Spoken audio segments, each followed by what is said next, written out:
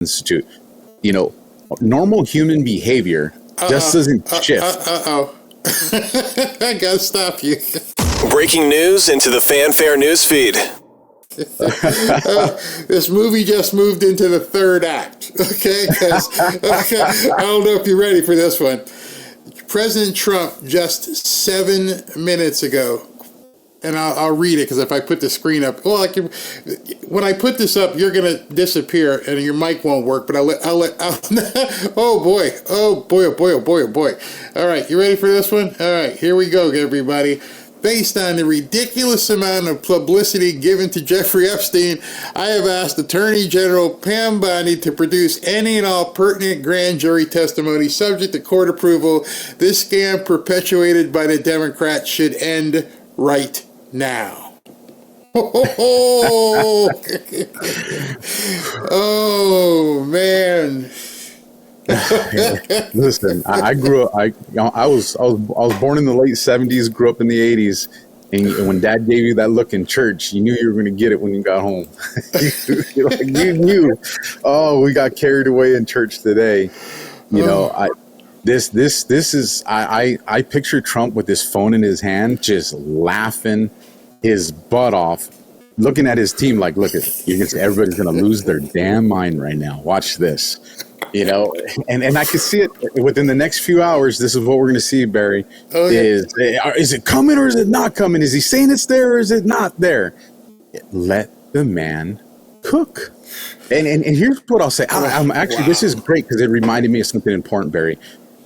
When the memo got released about a week and a day ago now, right. the one that had the DOJ stamp on it and the FBI stamp on it, words are important. With no signature. With no signature. Well, here's two things, too. When you have both department logos on there, that's an indicator of one of two things. It's either something really bad happened, and I'm not going to take this on my own, so it's going to be shared by both agencies, or something really good happened, and it's like you're not going to get the credit all by yourselves. That's when you're going to see those two. But on the very first page, you have whoever wrote that used this language. We did a systemic review of the Epstein case. Now, the reason that I keyed onto that is because when you go to the following page, it talks about Cash and Bongino looking into Epstein's suicide. Right. And in that verbiage, they said when Cash and Bongino did an investigation. So whoever wrote this understands the difference between a systemic review and an investigation. Right. So when I read that, what I'm reading, based off my experience, is that they didn't do an investigation on the Epstein case that was there, the quote-unquote hoax one, according to Trump. Right. They did a systemic review of it. They did an investigation into the Epstein death, which would align with they have the right to lie about it because of 18 USC 3521.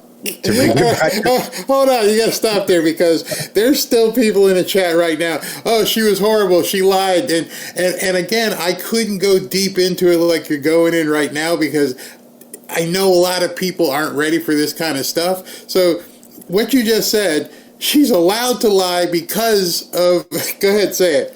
Yeah. Because 18 USC 3521. And this is what I'll say to the audience. My little brother is the conspiracy guy. It wasn't me. Barry, for a decade and a half when I was in law enforcement, he'd send me this stuff. I'm like, man, send me receipts. You're crazy. I'm not that guy. So for me to go down these rabbit holes, I've approached them through the lens of what my training is as an investigator. Mm-hmm. And when I find these things, it's just like, okay, well, how can I corroborate this or can I debunk it? And when you zoom out and you look at the totality of all the information, you're like, you know what? Okay, at a minimum, this does, at least we can have a conversation here on things that are definitely plausible. And so when I read that, what it tells me is if I'm one of the special agents and they're like, hey, Alpha, you're going to be the one that does this, I'm going to be like, I'm not doing a supplemental report to that first one. Heck no. And here's the reason why. If you're the good guy and you did, and so just let me explain a supplemental report. When an investigation's done, the first one is, we know it as a CR, a crime report. And then every officer, detective agency that does, additional information to that does it under what's known as a supplemental report. Right. Well, if you were not to do a systemic review, but if you did an investigation into the Epstein case, that would have been a supplemental report. Now, let's say you're a good guy and you're a good DOJ and you're going to do a rightful investigation where you go and arrest people. Well, eventually those people get to go to court. And when they go to court, you know, and to be found guilty by your juries, there has to be, you know, it has to be where there's no reasonable doubt. Well, if I'm going to use the original investigation from Epstein that we know has perjury, destruction of evidence, lies, and all this stuff, they would get to introduce that investigation because it's the original one in that case, which would then muddy the waters, and you could actually get an acquittal or not guilty. So what I would do is a brand new. I got to stop you again. Oh boy, so shit's hitting the fan big time. I mean, big time. All right, so you'll be able to see this so I can show everybody because it's happening. It is now on for sure. Pam Bondi just posted, President Trump, we are ready to move the court tomorrow to unseal the grand jury transcripts.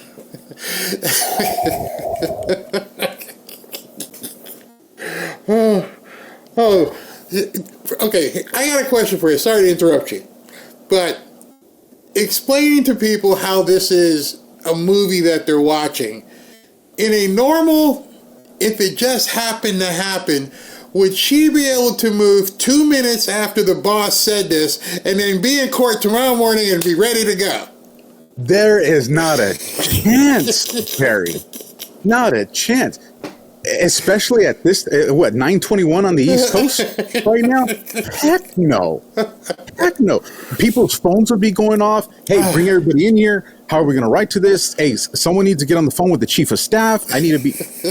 Heck no. 2 minutes. Two minutes afterwards. I'm telling you, Barry, he was on the phone. And they're all around him. He's like, watch this.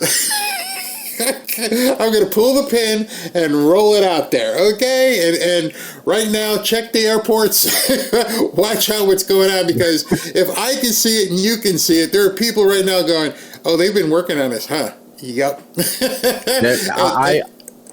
I said it from the very first beginning of this, you know, when quote unquote Bindergate came out, I told everybody, there is not one move she is going to make with regards to Epstein, JFK, MLK. There's not one move she's going to do that is not going to have the prior approval, formally or informally, from President Trump. Yep. Not going to happen on something that important. And rightfully so, because if Trump allowed it, then and they did deploy it wrong, then that's on him. Yep. But the way this has happened and the way he's reaffirmed his support for her over the last few weeks has shown she absolutely was doing everything on the authority of the president. Dude, I am so happy to talk to you because I'm so sick of, I won't name their names, but looking at XY person's podcast and this, and I'm like, you guys are talking crap way up here and you're not letting your audience really see what the hell is going on. I mean, I'll be doing videos and I'll say something and people are like, well, Barry, how'd you know that was going to happen? And I, same way you probably do, you lean on what you've learned and go, okay, here's what's going to happen next. And that's why most people will read that and say, oh, wow, they're on it. He posted it, and 2 minutes later, she posts. But unless you're looking at that, and you with your experience, there's no way that could possibly happen if they weren't working on it already. So the whole thing, as I've been telling people, it's a friggin' movie. Shut up. Just let it happen. Watch what happens. And now... you're about to see. And so they told us at the very beginning of this Epstein thing, they told us how many scenes there was going to be. What did the binders say on them? Phase one. Right. And what did Bondi go on and say in 3 different podcasts following that? 6 phases. Yep. So, you know, if you could argue Bindergate's phase 1, because, I mean, they printed it on it. If you want to say, well, what was phase 2? That could potentially be the kayfabe between Elon and Musk the first time when Elon came out and said, Trump's on there, you know, and that brought up the conversation. You could say that that's phase 2. And now what I think we're in right now is phase 3. And I think phase 3 is where you start to get some of the stuff that we're going to see, you know, the revelations, you're going to get the exposure, because here's the thing, and I believe this, I truly do believe we are going to get declassified information in the future. But when that information is delivered, the audience needs to know who they can trust. And what is the audience? What has the audience been getting since Trump's been president? Is the alt media is being exposed, mainstream media is being exposed. They're seeing these people that we won't name on podcasts that yesterday they're saying this, today they're saying this, and people are starting to realize you don't know what you're talking about. And they were taking credit. Oh, because of my voice, we've made him change his mind. I'm like, oh my God, please don't embarrass. You're embarrassing yourself, but I guess people don't know to tell you you're embarrassing yourself. But unless you're dug into this stuff, it's a whole different picture. And so I'm interested to see what they're all going to say tomorrow, because now they got to save face, or they're going to say, oh yeah, we made it happen. It's incredible. You're going to hear two things tomorrow.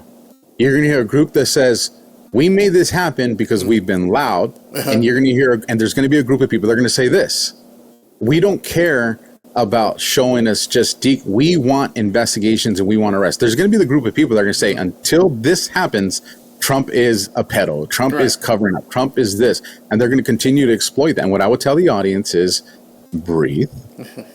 Trust Barry. There's a reason you've been following him for so long, and don't overreact. You know, Bongino, one of the guys that's the deputy director of the FBI, had a role as a podcaster. 72 hours, folks. 72 hours. And I would say that that's important. The one thing I wanted to say that was important, if I was the investigator, this is what I would said, Barry. I'm going to do a new investigation. We'll do a new RICO investigation that its merits are on its own. It's its own crime report. And this systemic review that we did will include that as evidence. In the new report. Okay. In our new investigation. I had told people, I did a whole segment on Rumble a couple days ago where I explained to them the art of war and how that tied in with Trump and all the things that he's done, even in his business career, how he has methodically went after negotiations and things. And I'm like, do you really think this guy who studied Sun Tzu, who studied von Clausewitz, who did all these different things, is just giving up and acting like he doesn't know what the hell's going on? Now, I hope there's a bunch of people here going, oh, yeah, now I get it. And, I seem like a kook and you seem like a kook, but now as people are beginning to understand more, you mentioned a couple of things for them to look at, other podcasters, and forget the media. Forget the media. They're done at this point. What would you be looking for? What are the next steps you're looking for from Bondi and President Trump? What I'm looking for is, people would say, well, that's not related to Epstein. And I'd say it is. And it's this Brennan and Comey case. That is so important, Barry, because that's going to bring us full circle to Epstein as they dig in that stuff. So that's the first thing, is I would tell people, keep eyes on who's appointed as a special prosecutor for that, whether it's Matt Gaetz, whoever the case may be. The next thing that I would say is, I would tell people, eyes on SDNY. Because we know that a lot of this originated and the cover-ups took place in the SDNY. We know Pam Bondi's getting rid of some of the DOJ. SDNY, Southern District of New York, the court up there. Okay, go ahead. And so we need to see, what type of movement are we going to see in that area? We know Comey's daughter just got fired. A lot of people are just like, why did that take so long? and I need to game theory that one out. That one is kind of puzzling, why they waited. I kind of have some ideas, but I need a few days to kind of to cook on that one. In my estimation, she was feeding information. She's been feeding information all along. Obviously, can't prove it, but there's a reason why he left her there. See, it's, to me, the firing wasn't the important part. Why she was still there is the important part. What Trump's not stupid. He knew who she was, and somehow she stayed in there for the last 6.5 months, and now she got fired because you basically expended your use. I don't need you anymore, which should also make some sphincters be tightening in Washington. No, well, you do two things. One is, I would imagine that the amount of surveillance Trump has on all these holdovers is incredible. So there's one, we want to see who you're talking to. We want to confirm the networks that we already suspect. So I think that's a major thing. I think the next thing is, what's easier to prove in court, an attempted crime or the completion of a crime? And it's the completion. So if you allowed her to stay in there long enough to facilitate everything that they were working on, that's a lot easier to prove in court than attempt. Mm-hmm. And where are they going to be able to bring something, should it be Comey and Brennan that they go first? They can't do it in Washington or New York. They're probably going to have to file down here in Florida. I think that's going to be very interesting how they play this. And I think you're right. I actually think that you're going to see these cases not isolated to one court district. I think we're going to see stuff that's in Florida. I think we're going to see these cases unfold in states where Trump does have people that are loyal and honest. And I think that's where we're going to see these things unfold, because it also has to be in place. Like, you can have a district that has a good deputy or a good district attorney and good judges, but if their appeals courts in those areas are compromised, you have to weigh that in too, because you can win on the district side and then go to appeals and lose there because it's corrupt. Correct. So they're really going to have to make sure that where these cases take place are solid all the way through up until, and when it gets to the Supreme Court. But I think we're going to see definitely Florida. Mm-hmm. I think we'll definitely see Florida. We won't see it in my home state of California. It ain't going to happen. Oh, you're out in California. I'm in California. Okay, so let me change gears for a second, because again, I know this guy makes moves accordingly. What the hell was this Alcatraz thing today? Well, so if there's new information on Alcatraz from today, you got to bring me up to speed on that. I'm not aware of that. Pam Bondi was touring Alcatraz today to reopen it, and she brought Doug Burgum along to do an assessment on what it's going to take to reopen Alcatraz. Very interesting, because we got alligator Alcatraz out in Florida. We got Alcatraz here in California. It was an old military fortress. We know the people that were held there before. Mm-hmm. Is it symbolic? Is Trump sending a signal? Is he sending a signal to the deep state?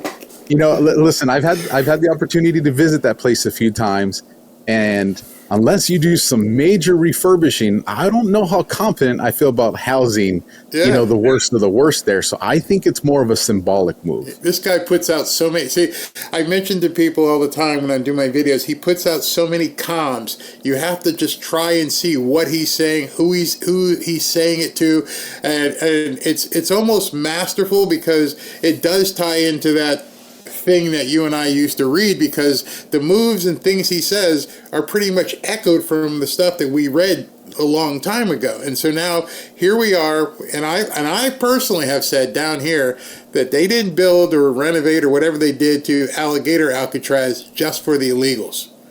That is a perfect isolated place to stick anybody. You don't have to send them to Gitmo. You just send them right down to Florida, and they're out there in the Everglades, and they can't move. They're done.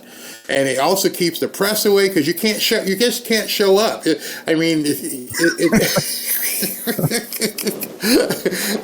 Nothing can get in there. So, dude, I can keep talking to you all night. We're gonna have to we're gonna have to talk about this stuff even more, because I'm sure you're gonna get all kinds of emails and stuff at this point in terms of what's going on. Crazy times, man. Crazy times. So it's funny, because I know you feel like I do when you do your videos and you write your posts.